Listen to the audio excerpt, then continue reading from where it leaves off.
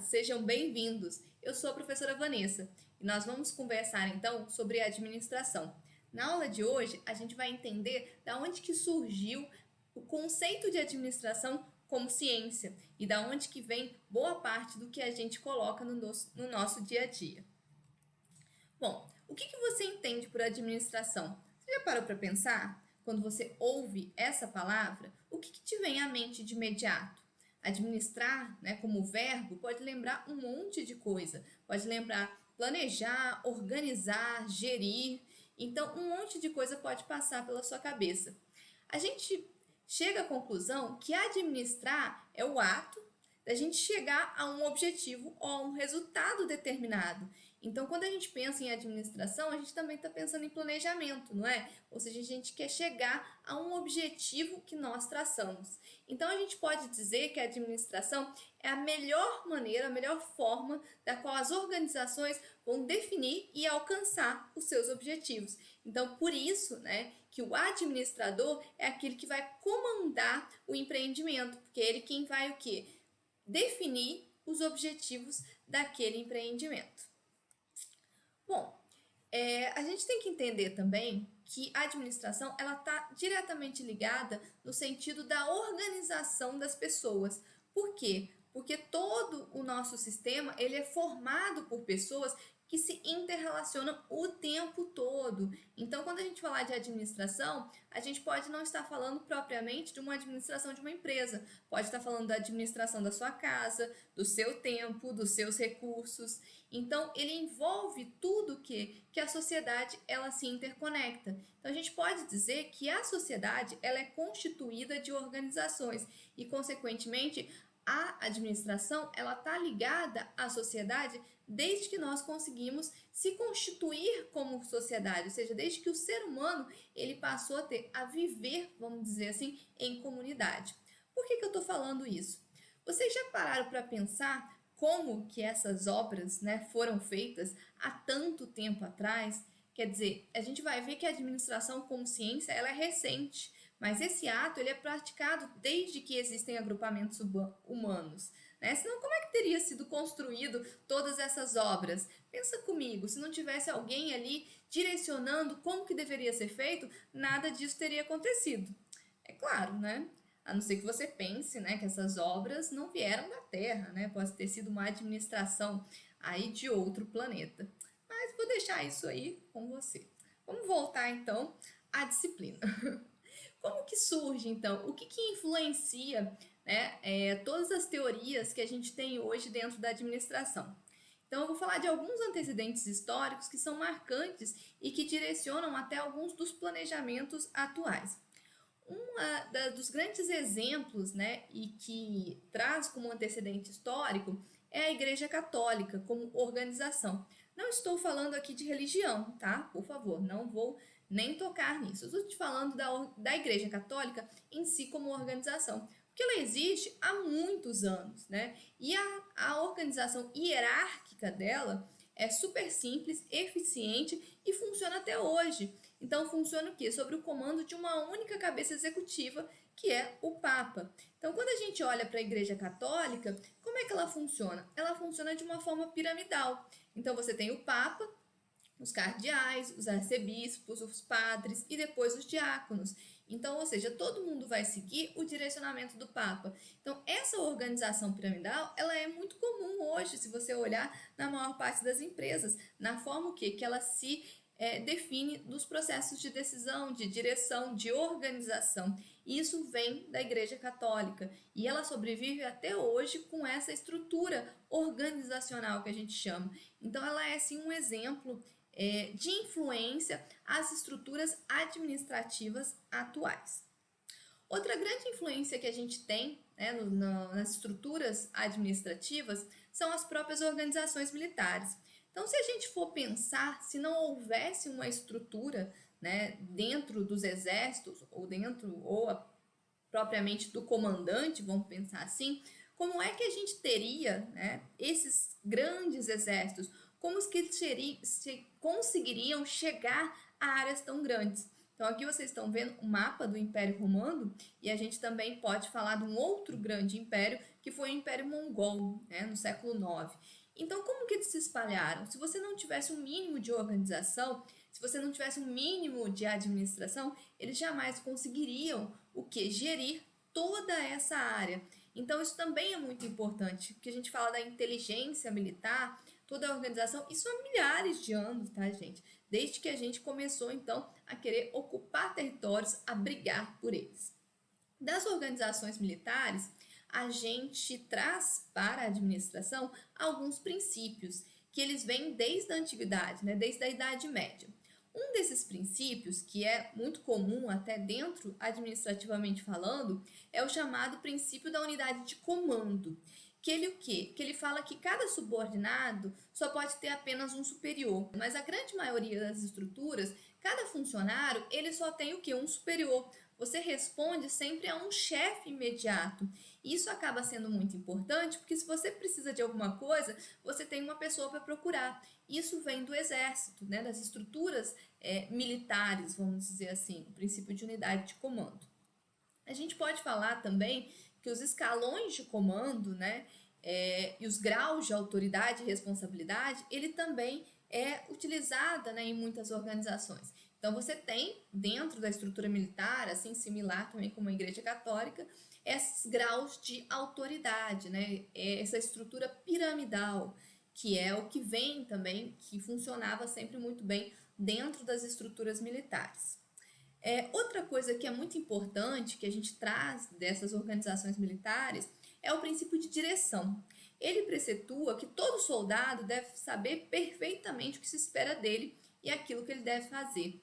Então, cada soldado ele tinha uma ordem, né? Ou ele estava em determinada função. Então, isso acaba sendo adaptado quando a gente pensa administrativamente, no sentido que você sabe qual que é a sua função. Então, quando uma empresa abre uma vaga, vamos dizer assim, para um engenheiro florestal, ele está o quê? Contratando um engenheiro florestal porque tem uma determinada finalidade, porque a gente é capacitado para aquilo. Então, eu como engenheiro florestal, eu vou poder atuar em determinadas áreas. Então, também a gente adaptou essa ideia do princípio de direção. Então, esses preceitos, né, da organização militar, é claro, a gente não é completamente igual hoje em dia, mas a gente trouxe eles para a administração como uma forma de organizar. Porque se a gente for pensar, as estruturas militares, elas foram as estruturas mais bem organizadas ao longo dos anos, no sentido que de ter muitas pessoas para uma determinada finalidade. Então era sempre o que? Eu tinha, né, os generais, os comandantes, e eram muitos soldados sobre as suas ordens. Então era necessário constituir estes princípios. Então a gente trouxe isso para a administração, é claro, com uma certa, vamos dizer assim, adaptação, tá bom? Mas os nossos princípios, eles vêm sim, um pouco da Idade Média dessas organizações. O que traz a gente a administração como ciência e que é um antecedente histórico muito importante foi a Revolução Industrial. Então, até então, a gente não estudava administração, tá? Não existia teorias e tudo mais e estudiosos até a Revolução Industrial.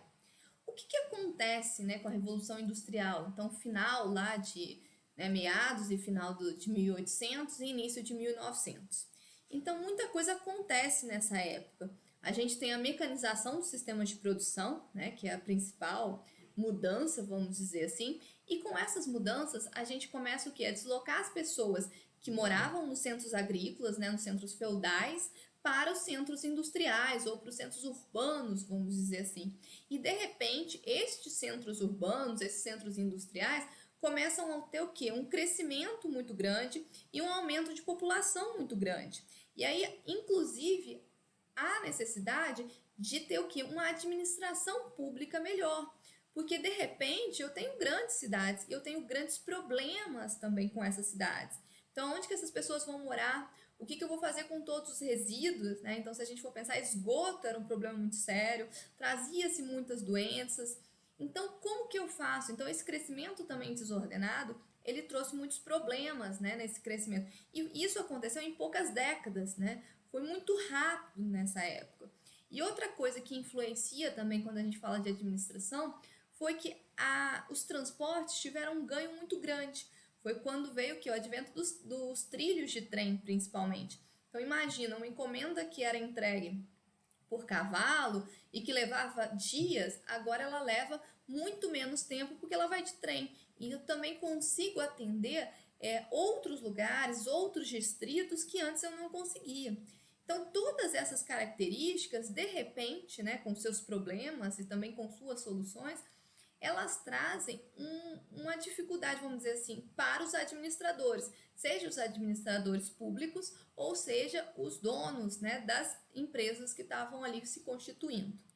Por quê? Porque os grandes industriais dessa época, eles não conseguiam sistematizar os grandes negócios, porque foi meio que de repente, entendeu? Eles começaram a ter ideias, né? Então, eles começaram a ter várias ideias, criar suas indústrias, mas como é que eu vou gerir tudo isso? A organização em si do empreendimento era um grande desafio e era mais difícil do que a própria criação das empresas. Por quê? Porque de repente eu tinha muitas pessoas trabalhando, eu tinha muita matéria-prima, então uma coisa que era artesanal e que eu produzia poucas peças por dia, com poucas pessoas, de repente eu tenho 20, 30 funcionários, eu estou produzindo 100, 200, 1000 peças por dia, eu estou mandando para lugares que eu não mandava. Então, essa estrutura de mercado, é claro que hoje a gente vê com muito mais facilidade, naquela época foi quando surgiu. Imagina, eu não conseguia vender para locais muito longe, até para atravessar de mar por mar, né, demorava meses até chegar, e alguns tipos de produtos eu não poderia fazer isso, né, eles iriam estragar ou outros problemas em si. Então, todo o avanço tecnológico que a gente tem a partir de 1800 e 1900 trouxe também o problema de como administrar tudo isso. Então, a gente pode pensar que nessa época o dono de uma empresa, ele também não sabia muito bem como fazer em termos de pessoas, em termos de metodologia, em termos até financeiramente, né? Como é que eu aplico todos os meus recursos. E aí foi nessa época, então, né, pensando que como que a gente vai gerenciar essas etapas? Eu, de repente, tenho muitos funcionários, quanto que eu vou pagar para esses funcionários? Como que eu vou estruturar tudo isso? Foi nessa época que começou, então, a surgir alguns estudiosos, né, no sentido de estudar essa gestão, né, desses empreendimentos de uma forma científica, né? E é aí que surge a administração como ciência, quando eu começo a olhar para esses empreendimentos de uma forma de tentar organizar eles para que tenha menos desperdício, para que tenha menos conflito, para que eu consiga atender toda a demanda que está surgindo ali, tanto demanda de mão de obra, demanda de matéria-prima, demanda de consumo. Como é que eu faço tudo isso? Então, foi justamente aí que a gente começou-se a estudar para tentar propor soluções. Nesse início, então, no final de 1800 e início de 1900, a gente tem dois grandes estudiosos, da qual a gente traz aprendizados até hoje, né? Muito mais de 100 anos depois, a gente ainda está falando do Taylor e do Ferro. Até hoje a gente fala de administração científica e de teoria clássica, porque foram as ideias deles, foram os princípios deles que nos ajudaram a começar a arrumar a casa. Bom, o Frederick Taylor, né, ele nasceu em 1856 e ele morreu em 1915. Então, nesse período que eu estou falando para vocês, né, justamente final de 1800, por aí, foi quando ele estava desenvolvendo todos os estudos dele. Então, ele tinha como principal preocupação, quando ele foi procurado, quando ele começou a fazer os estudos dele, o sentido de aumentar a produtividade a nível operacional. A gente fala que o Taylor, ele fez seus estudos no chão de fábrica, né, no chão de operação. Então, ele trabalhou diretamente com a metodologia. Então, ele foi avaliar, analisar as máquinas, as ferramentas de produção, como que a produção funcionava, né? Ele queria o quê? Verificar onde estavam os desperdícios, né? Como que tudo funcionava. O Taylor, né, na época que ele estava estudando, então, vigorava o que a gente chama do sistema de pagamento por peça ou por tarefa. Então, quando começou, né, toda a produção e as principais fábricas surgindo, quando você contratava alguém, você não tinha essa coisa de contrato, essas leis trabalhistas, nada disso que a gente tem hoje. Então, eu pagava a pessoa, né, por quanto que ela produzia. Se ela produziu 10, 20, 30 peças, e eu tinha um valor por peça. O que aconteceu? acontecia, né? Acontecia, né? Isso gerava dois problemas. Por um lado, né, o patrão ele queria ganhar o máximo, então ele tentava diminuir o preço da tarefa executada. Por quê? Porque se ele colocasse um preço unitário muito grande, né, e a pessoa trabalhasse muito, então ele tentava fixar esse preço por tarefa o menor que ele pudesse. Só que por outro lado, né, os funcionários, os operários, eles começaram a perceber isso. E aí eles começaram a diminuir o ritmo de trabalho. Nessa época também, quando começou as primeiras indústrias, gente, os horários de trabalho eram enormes, entendeu? As cargas de trabalho, as pessoas trabalhavam 12 horas por dia ou até mais do que isso. Então, era também tudo muito exaustivo, porque eu queria trabalhar mais para ganhar mais, por essa questão do pagamento por tarefa, tá? Então, quando os funcionários começaram a perceber que os patrões abaixavam o preço da tarefa, eles também começaram a diminuir um pouco o ritmo, porque senão eles iam chegar muito estafados. Mas, por outro lado, tinha muita gente que chegava o quê? Ao último para tentar ganhar o máximo possível. Então, nessa época, estava assim, né? Você não conseguia muito bem. Foi quando tudo começou. E aí, como é que eu poderia aumentar a produção otimizando a forma de trabalho? Essa era a ideia do Taylor. Já falo aqui que o Taylor ele não estava avaliando, vamos dizer assim, as questões sociais. O Taylor ele era muito metódico, entendeu? Então ele foi avaliar mais o que? Lá como que funcionava todo esse processo produtivo, o que estava acontecendo lá que ele pudesse melhorar. Então essas fotos aqui são do filme do Charlie Chaplin, chama Tempos Modernos, super recomendo, tá? Ele é depois dessa época, né, o filme, mas ele traz muito bem esse retrato de como que funcionava. É muito válido culturalmente falando assistir esse filme, tem no YouTube, vocês facilmente vão achar. Então, ele também queria pensar como que eu aumento a produtividade, porque ele, vamos dizer assim, foi contratado pelo dono da empresa para avaliar. Então, como é que ele aumentava a produtividade para pagar salários razoáveis, né? Como é que ele chegava para o patrão e falava que aquilo que ele estava pagando não era suficiente. Então, ele foi tentar avaliar como que isso funcionava. E aí, o que ele fez? A primeira coisa que o Taylor fez, e que a gente faz isso até hoje, foi o que a gente fala de estudo de tempo. Então, o primeiro estudo dele foi tentar estabelecer um tempo padrão para cada atividade. Ou seja, ele foi lá no chão de fábrica e ficou medindo lá quanto tempo cada pessoa levava para fazer determinada atividade. Então, ele realmente ficou lá no chão de fábrica avaliando tudo isso. Então, a gente chama isso do estudo de tempos e movimentos. Foi a primeira obra do Taylor. Então, a partir disso, ele fez uma seleção científica do trabalhador para definir o método de trabalho e também a lei da fadiga para chegar, então, num padrão de produção. Nessa época, o Taylor viu que, quando ele chegou lá no chão de operação, vamos dizer assim, o chão de fábrica, cada funcionário ele executava a atividade de uma forma. Esse já era um problema. E aí, quando você perguntava com quem que ele tinha aprendido com outro funcionário. E aí, cada um tinha aprendido com uma pessoa. Então, eles executavam a mesma tarefa, mas de forma diferente. Não tinha um padrão pré-estabelecido. E até mesmo nas ferramentas que eles utilizavam, muitas eram diferentes. Porque tudo cresceu muito rápido, surgiu muito rápido. Então, ele chegou à conclusão que precisava existir um padrão de produção. E a partir de um padrão de produção, a partir daí de você estabelecer como exatamente a atividade ela deveria ser realizada, aí você poderia construir o quê? Um plano de incentivo salarial, podia ter uma supervisão funcional e verificar as condições ambientais de trabalho para assim você ter a máxima eficiência e chegar então aos maiores lucros. Isso para o empreendedor, para o dono da fábrica. Mas sem chegar a esse padrão de produção, ele não conseguiria chegar a essa máxima eficiência. Então, foi tudo isso que ele avaliou ao longo dos anos da carreira dele. E aí, a segunda obra dele foi o quê? A chamada organização racional do trabalho. Foi nessa época, foi uma tentativa de substituir aqueles métodos empíricos e super rudimentares, que cada um fazia de um jeito, por algo padronizado. Então, essa era a principal recomendação que ele fazia na época, a partir das observações deles no chão de fábrica.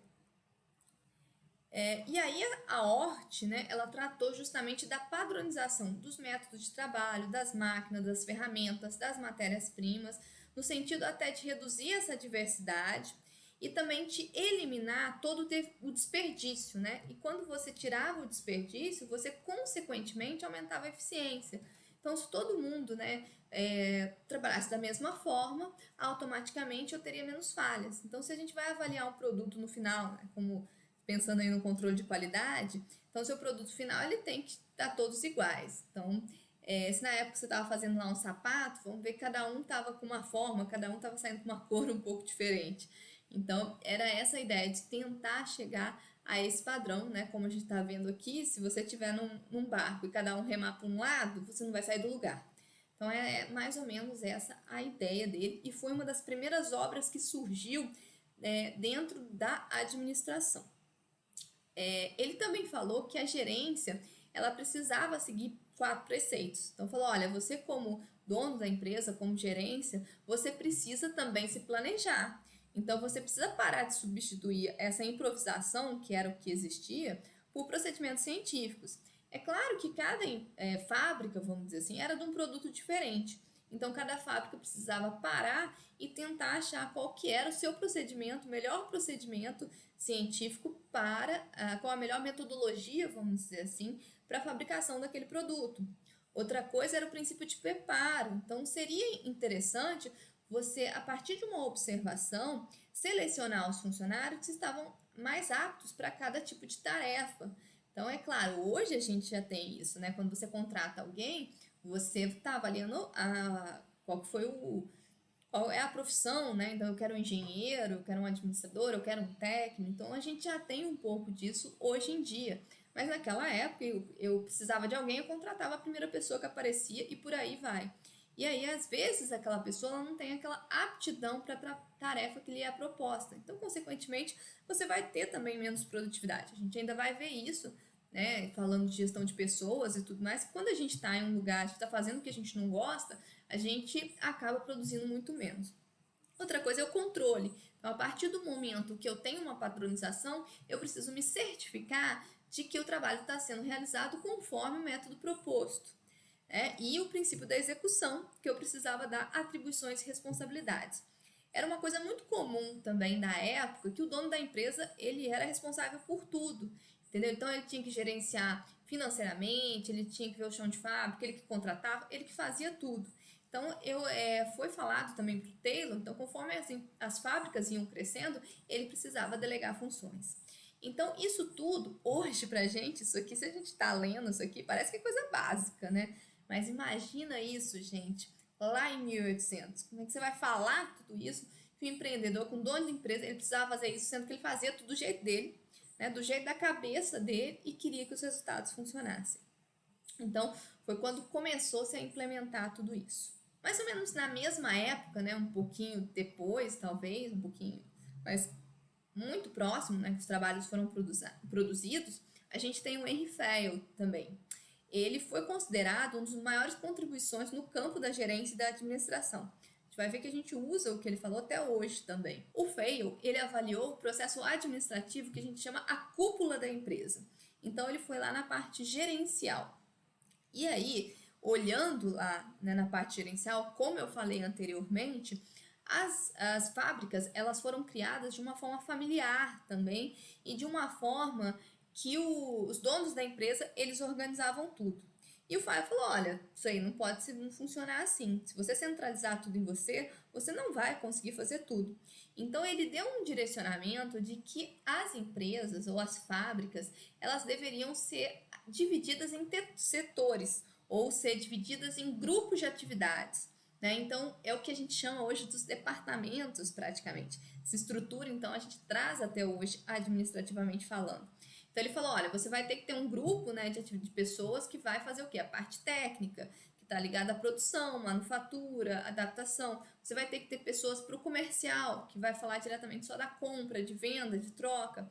O pessoal do financeiro, né, que é a parte do capital, do parte contábil, vamos dizer hoje. Pessoal de segurança, você vai precisar proteger a sua propriedade e as pessoas, né, os seus trabalhadores. Você tem a parte, aqui o contábil era o registro de estoque, os balanços, os custos. O financeiro era mais aquele do lucro, né, do investimento, vamos dizer assim. E vamos pensar aqui no contábil, deixa eu falar um pontinho. Imagina, gente, que tudo isso era registrado, ó, escrito manualmente. Imagina se pega fogo, você não sabe nem o que aconteceu. Então, assim, era muito mais trabalhoso, né? Hoje a contabilidade já é um pouco complicada, imagina antigamente. E você teria que ter uma pessoa que vai fazer o quê? O gerencial, o centralizador, que vai fazer o planejamento, a organização, direção, coordenação e controle, que esse sim seria, vamos dizer assim, o dono da empresa.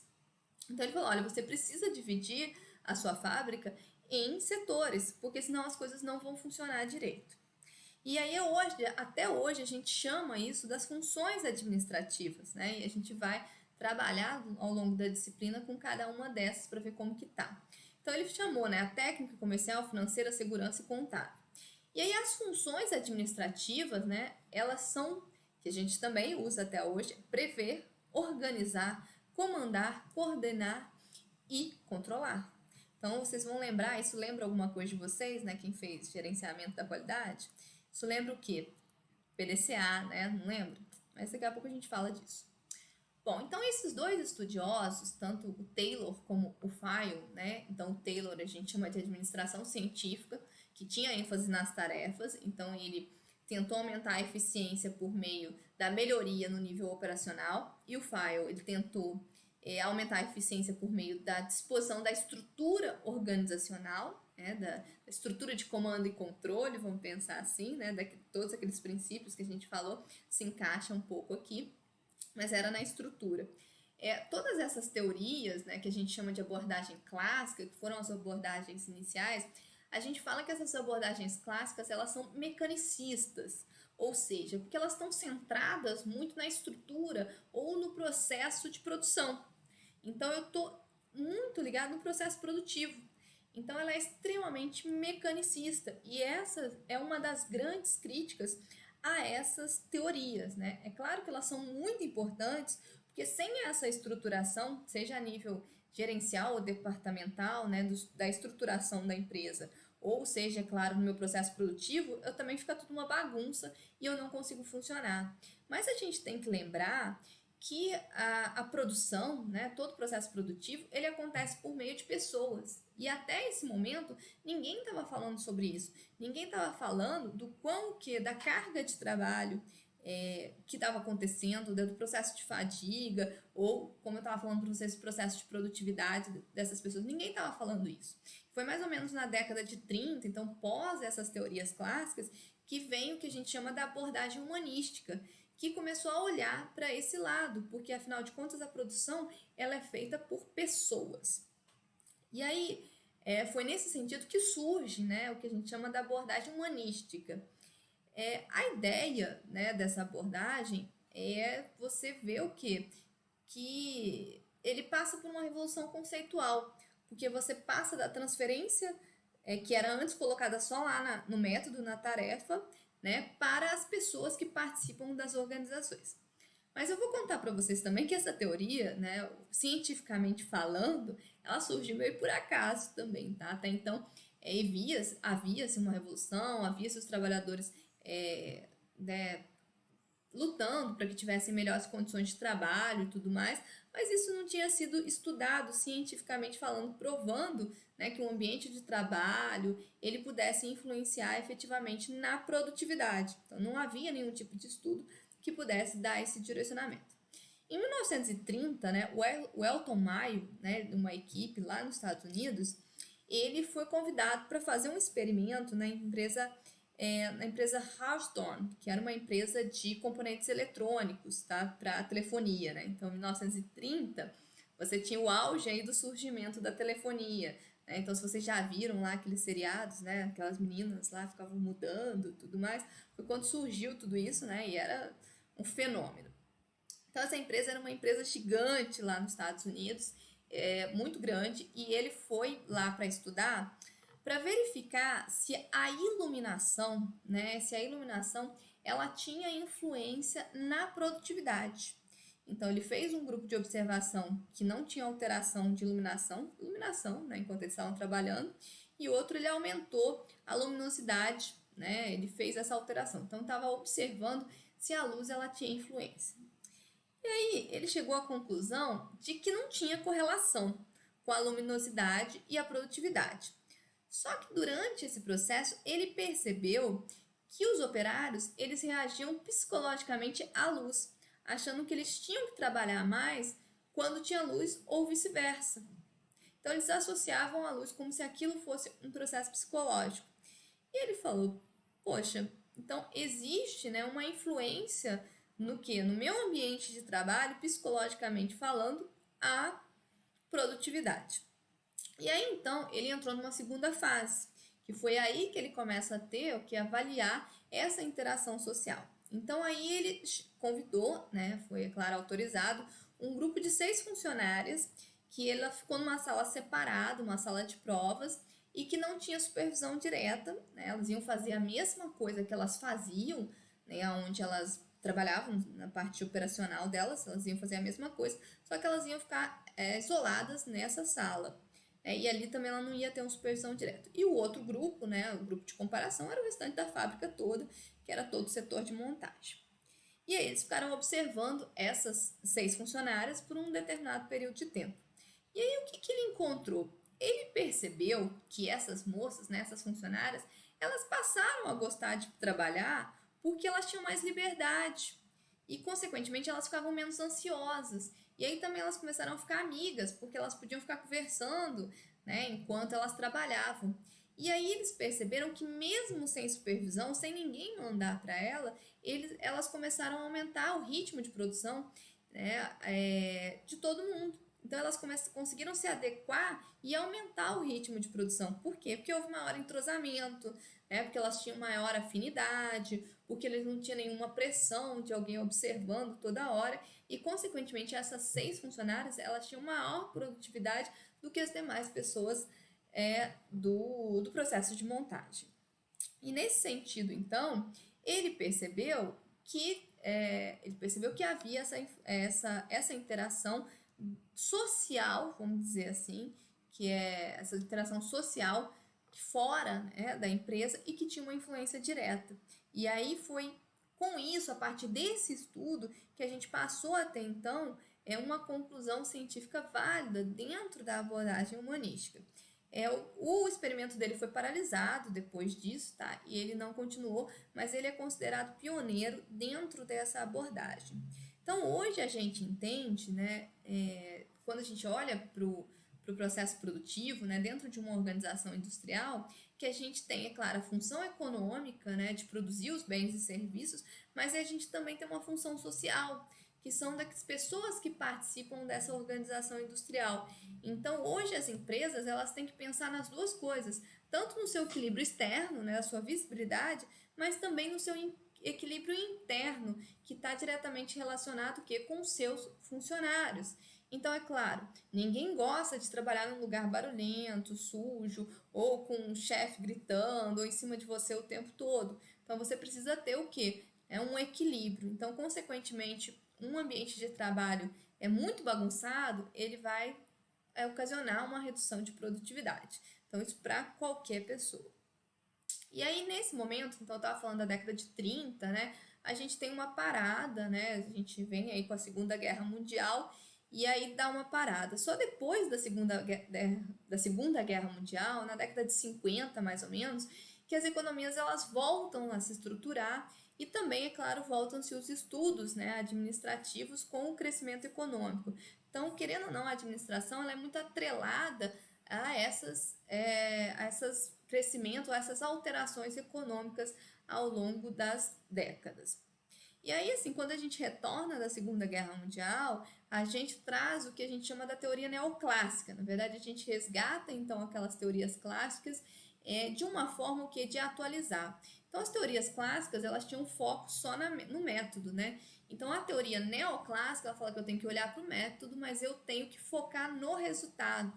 O que é isso? Então, se vocês lembrarem, né, a gente tem eficiência e eficácia. A eficiência, que era a base, né, das primeiras teorias, das teorias clássicas, eu estava trabalhando com os meios, eu tinha que fazer corretamente as coisas, então na ideia de eu padronizar, de resolver os problemas, cumprir as tarefas, treinar os funcionários, então muito na ideia de padronização. E aí eu trago na teoria neoclássica a eficácia, que eu vou no ênfase dos resultados. Eu quero atingir os objetivos. Então eu preciso que cumprir todos os meus pedidos, eu preciso otimizar as minhas matérias-primas, eu preciso obter esses resultados e aí os funcionários eles precisam o quê? Entregar tudo para mim. Então eu começo a olhar para os resultados também, coisa que eu não olhava lá na teoria, nas primeiras teorias. Então por isso que é chamada das teorias neoclássicas. A teoria neoclássica, ela fala que o administrador, qualquer administrador, ele tem que olhar para três funções. Para a função econômica, é claro, eu preciso tornar a organização lucrativa. Da função produtiva, eu preciso ter conhecimentos, né, de todas as habilidades ali das tarefas. E da função executiva, né, no sentido que eu preciso definir todos os objetivos para alcançar ele, quais são as qualidades, competências e as tomadas de decisão. Então, assim, é uma junção também, eu trago um pouco também do que o File traz e dou uma atualizada, vamos dizer assim, no que as teorias clássicas falavam. Só que essa teoria neoclássica, ela não mudou nada que o File dizia, ela, na verdade, ela reforça, né, a questão do prever, organizar, comandar, coordenar e controlar. Então, como eu falei para vocês, né, isso é o que? O ciclo de PDCA, muito comum, muito conhecido. A gente vai ver na próxima aula, então, como que funciona, né? Super amigo do administrador, a gente usa muito o PDCA, que ele é justamente o que o File dizia. Junto com isso, né, a teoria neoclássica também, ela não focava muito na parte social, não, tá? É como se fosse uma atualização da teoria clássica. Surge também, né, mais ou menos nessa época, as teorias estruturalistas. Né? Uma delas é a burocracia, que a gente chama. Então, naquela ideia, né, de padronização que a gente veio, então a burocracia é isso. Eu consegui o quê? Desenvolver procedimentos operacionais, né, desenvolver estruturas que cada funcionário sabe o que ele tem que fazer, como se eu tivesse uma rotina operacional para cada coisa. Então, quando a gente lembra de burocracia, a gente pensa em alguma coisa chata, maçante, eu tenho que fazer isso, aquilo outro. Então, na verdade, são rotinas. Porque quando você tem, vamos dizer assim, uma descrição das atividades, como elas devem ser feitas, é muito mais fácil, você tem um padrão para isso. Né? Então, foi nesse sentido que surge a burocracia. É claro que às vezes ela se torna excessiva. E ela vem também dessa ideia, né, nessa época também, de que o conceito de homem organizacional, né? Então também de que o homem ele tem vários papéis e eu preciso me organizar, que ele tem uma função dentro da empresa e fora da empresa também, como família e etc. Então eu começo a olhar também na relação externa, né, que eu tenho para esse funcionário. E nesse sentido, né, algumas dessas teorias da época começam a utilizar a pirâmide de Maslow, tá? O que é a pirâmide de Maslow? Ela tem uma teoria das necessidades humanas. Então, como se você tivesse que resolver algumas das suas necessidades até você chegar. E aí você trazer isso também dentro do clima organizacional. Então, inicialmente, você tem as suas necessidades fisiológicas, né? Você precisa comer, você precisa ter onde morar e por aí vai. Depois de segurança, só depois vem a social, a de estima e da autorrealização. Eu tenho que pensar nisso também dentro da empresa. Então, a primeira coisa é o quê? É o emprego que ele vai ter. Depois são os cargos, né? Se ele está seguro, se ele está recebendo, como que funciona o ambiente de trabalho. Então, eles estavam fazendo uma correlação com a pirâmide de Maslow, né? Entendendo que a estrutura da empresa, ela precisava também o quê? Oferecer ao funcionário uma forma de atender as necessidades dele ao longo do tempo, que a gente pode falar o quê? Que são os planos de carreira, por exemplo, dentro das empresas, tá? E aí vem a década de 80. Então, essas teorias, elas eram muito relacionadas, né, a essa padronização. Foi nessa época também, né, a partir da década de 50, que surgiu muito dos conceitos de qualidade. Quando a gente entra na década de 80, a gente tem uma revolução, né, de muitas coisas com o surgimento, né, principalmente dos computadores menores, né? Claro que vocês estão vendo aqui, né, esse computador que fala menor, é claro, mas que surgem formas de eu passar essa informação. Então, muita coisa surge na década de 80 que nos traz, que nos remete, né, ao que a gente chama de um novo, né, vamos dizer assim, de uma nova revolução industrial, de uma revolução da tecnologia da informação. E aí, com isso, acaba gerando também o que a gente chama de causa e efeito. Por quê? Porque se a gente começa a surgir, né, as teorias matemáticas, as teorias estatísticas, que elas surgem junto com a qualidade total, né, os indicadores de desempenho, os sistemas, então eu começo o quê? A ter números, a gerar números de rotatividade, de produtividade de cada setor, juntando com custos e tal, e eu começo a sistematizar todos esses números, né, e jogar isso dentro de equações, e começo a prever, a dar estimativas e tudo mais, e isso fica muito que vamos dizer, disponível à maior parte das empresas. Isso só acontece a partir da década de 80. Então, é a partir daí que a gente fala, que a gente começa a estudar o que a gente chama da abordagem sistêmica, onde dentro da empresa, todos os departamentos eles têm que gerar as informações para que a direção ela tome uma decisão, vamos dizer assim. Então, eu tenho que coletar informações de todas as organizações. Então, lembra lá dos departamentos, né, que o Fael falou? Então, né, do financeiro, do produtivo, tudo mais, para que eu consiga ter um processo de decisão muito melhor fundamentado. E aí, é claro que isso vem avançando muito mais quando a gente entra na era da informação e a gente tem a expansão da internet a partir da década de 90 e da década de 2000, né? Então, a chamada era da informação, a gente começa a ter uma quantidade, um volume de dados, uma facilidade em manejar esses dados em todos os sentidos que forçam com que as empresas elas vão melhorar também o seu processo administrativo. Então, hoje também a gente tem a questão da ampliação dos mercados. Então, uma empresa eu posso vender lá para o Japão, eu posso vender para a China, para os Estados Unidos, sem nem sair daqui onde eu estou. Então, toda essa era da informação, ela trouxe essa necessidade que a gente tem de se planejar, de se organizar de uma forma que eu possa atender tanto físico como online e as pessoas que vão trabalhar comigo. Se vocês for verem, né, com a pandemia e tudo mais, aquelas empresas que ainda não estavam muito se ajustando a isso, tiveram que se ajustar na marra, entendeu? Tiveram que aprender a administrar, a entrar nesse processo todo da era da informação. Então, também foi quando a gente pensa nesse mercado online, foi meio um empurrão enorme que aconteceu no ano passado, ou você se adapta ou você vai falir. Então, aconteceu muito isso e muitas empresas realmente que não conseguiram se adaptar tiveram que fechar, ou estão endividadas, ou estão com grandes dívidas por essa falta o quê? De mobilidade. E para isso, é claro que eu preciso de ter um planejamento, de uma logística de como que eu vou atender tudo isso. Bom, gente, essa concepção do FILE que a gente fala, né, que é muito do que a gente vê do PDCA, né, do planejar, organizar, dirigir e controlar, ela está com a gente até hoje, mas a gente sabe que administrar é muito mais do que uma mera função de gerenciamento de pessoas, de recursos, de atividades, vai muito além disso. Foi o que a gente conversou, que toda atividade ela precisa realmente ser planejada, para ser executada, eu preciso controlar tudo isso, eu preciso monitorar. Então não adianta nada eu fazer um planejamento lindo e maravilhoso se eu não sei se ele foi efetivado. Então eu preciso de tudo isso. E no final das contas, quando a gente pensa em administração, quer dizer, um bom administrador é aquele que realmente consegue definir todas essas estratégias, consegue olhar os diagnósticos, né, os resultados que eu tenho e dimensionar os seus recursos, planejar a sua aplicação, resolver os problemas e gerar inovação e competitividade. Então, mais importante, além de eu conseguir gerir todos os recursos que estão ali na minha frente, eu preciso estar pensando sempre o quê?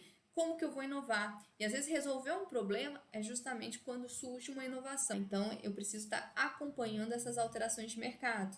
Porque quando tudo muda, não se trata apenas de manter a situação, mas da gente inovar e da gente renovar continuamente. Então, nessa figura, eu trago aqui para vocês uma inspiração.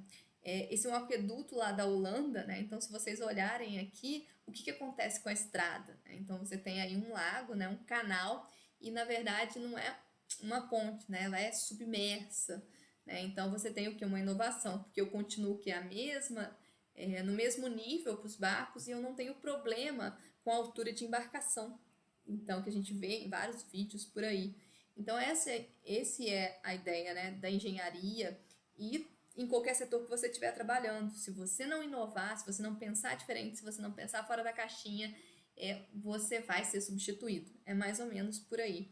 Então é isso, administrar é pensar mais do que gerir os seus recursos, mas como que você pode levar aquilo para frente. Tá bom, gente? Então, eu termino minha aula por aqui. Eu sei que eu falei bastante, eu sei que são muitas informações, mas falar de todas as teorias em uma aula só, eu tentei resumir o máximo que eu pude, tá bom? Então, até a próxima aula.